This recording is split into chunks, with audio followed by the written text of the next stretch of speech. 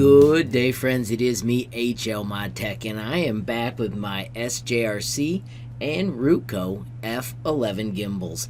Today, we are taking the SJRC out for a spin. You may ask, how does somebody end up with two of these? It's called impatience. Ordered this one in December, and it didn't get here until January. Ordered this one, and it got there 4 days later.